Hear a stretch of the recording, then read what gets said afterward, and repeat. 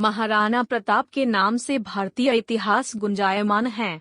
यह एक ऐसे योद्धा थे जिन्होंने मुगलों को छठी का दूध याद दिला दिया था। इनकी वीरता की कथा से भारत की भूमि गौरवान्वित है। महाराणा प्रताप मेवाड़ की प्रजा के राणा थे। वर्तमान में यह स्थान राजस्थान में आता है। प्रताप राजपूतों में सिसोदिया वंश के वंशज थे। यह एक बहादुर राजपूत थे जिन्होंने हर परिस्थिति में अपनी आखिरी सांस तक अपनी प्रजा की रक्षा की। इन्होंने सदैव अपने एवं अपने परिवार से ऊपर प्रजा को मान दिया। एक ऐसे राजपूत थे जिसकी वीरता को अकबर भी सलाम करता था। महाराणा प्रताप युद्ध कौशल में तो निपुण थे ही, लेकिन वे एक भावुक एवं धर्मपरायण भी थे। उनकी सबसे पहली गुरु उनकी माता जयवंता बाई जी थी। महाराणा प्रताप का जन्मदिन आज के कैलेंडर के अनुसार 9 मई 1540 में उत्तर दक्षिण भारत के मेवाड़ में हुआ था।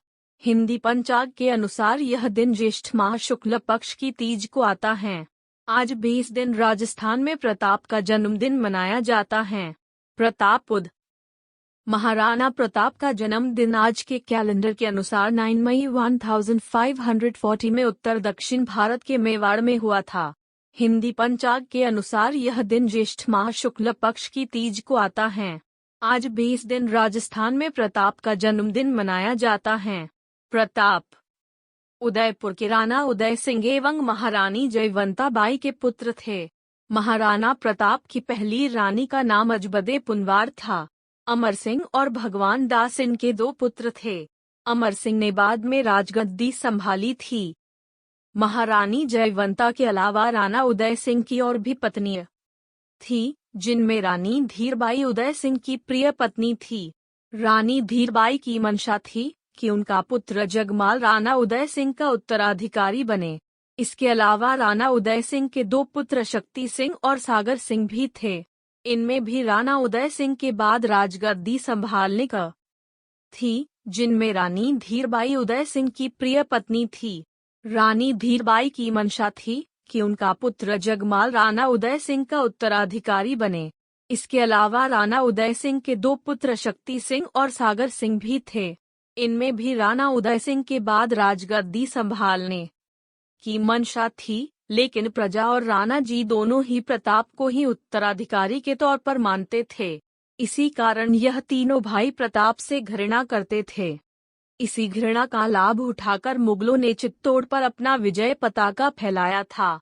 इसके अलावा भी कई राजपूत राजाओं ने मुगल शासक अकबर के आगे घुटने टेक दिए थे और अधीनता स्वीकार की, जिसके कारण राजपुताना की शक्ति भी मुगलों को मिल गई, जिसका प्रताप ने अंतिम सांस तक डटकर मुकाबला किया। लेकिन राणा उदय सिंह और प्रताप ने मुगलों की अधीनता स्वीकार नहीं की।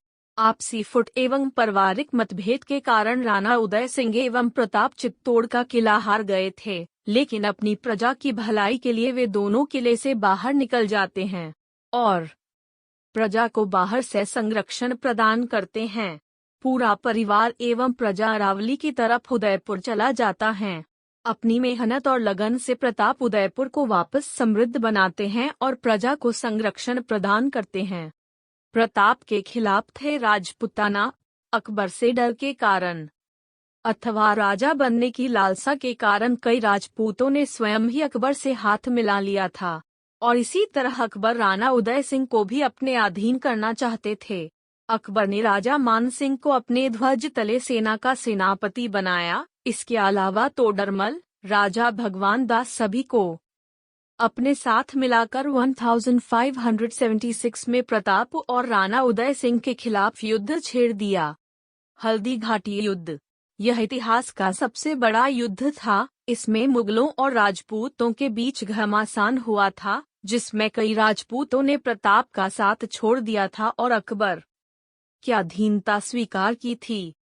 1576 में राजा मान सिंह ने अकबर की तरफ से 5000 सैनिकों का नेतृत्व किया और हल्दी घाटी पर पहले से 3000 सैनिकों को तैनात कर युद्ध का बिगुल बजाया। दूसरी तरफ अफगानी राजाओं ने प्रताप का साथ निभाया। इनमें हाकिम खानसुर ने प्रताप का साथ निभाया। इनमें हाकिम खानसुर ने प्रताप का आखिरी सांस तक साथ दिया। हल्दी घाटी का यह युद्ध कई दिनों तक चला। मेवाड़ की प्रजा को किले के अंदर पनाह दी गई। प्रजा एवं राजकीय लोग एक साथ मिलकर रहने लगे। लंबे युद्ध के कारण अन्न जल तक की कमी होने लगी। महिलाओं ने बच्चों और सैनिकों के लिए स्वयं का भोजन कम कर दिया। सभी ने एकता के साथ प्रताप का इस युद्ध में साथ दिया। उनके हौसलों को देख अकबर भी इस राजपूत के हौसलों की प्रशंसा करने से खुद को रोक नहीं पाया, लेकिन अन्न के अभाव में प्रताप यह युद्ध हार गए। युद्ध के आखिरी दिन जोहर प्रथा को अपना कर सभी राजपूत महिलाओं ने अपने आप को अग्नि को समर्पित कर दिया और अन्य सेना के साथ लड़कर वीरगति को प्राप्त किया। इस सबसे वरिष्ठ अधिकारियों ने राणा उदय सिंह, महारानी धीरबाई जी और जगमाल के साथ प्रताप के पुत्र को पहले ही चित्तौड़ से दूर भेज दिया था। युद्ध के एक दिन पूर्व उन्होंने प्रताप और अजब्दे को नींद की दवा देकर किले से गुप्त रूप से बाहर कर दिया था। इसके पीछे उनका सोचना था कि राजपुताना को वापस खड़ा करने के लिए भावी संरक्षण के लिए प्रताप का जिंदा रहना जरूरी है। मुगलों ने जब किले पर हक जमाया तो उन्हें प्रताप कहीं नहीं मिला और अकबर का प्रताप को पकड़ने का सपना पूरा नहीं हो पाया। युद्ध के बाद कई दिनों तक जंगल में जीवन जीने के बाद मेहनत के साथ प्रताप ने नया नगर बसाया जिसे चावंड नाम दिया गया। अकबर ने बहुत प्रयास किया लेकिन वो प्रताप को अपने अधीन ना कर सका। वीडियो को लाइक करें। हमारे चैनल पर नए है तो चैनल को सब्सक्राइब करें। पास वाले बेल आइकॉन को भी प्रेस कर ले ताकि हमारी वीडियो का नोटिफिकेशन आपको सबसे पहले मिलता रहे। वीडियो को पूरा देखने के लिए आपका बहुत बहुत धन्यवाद।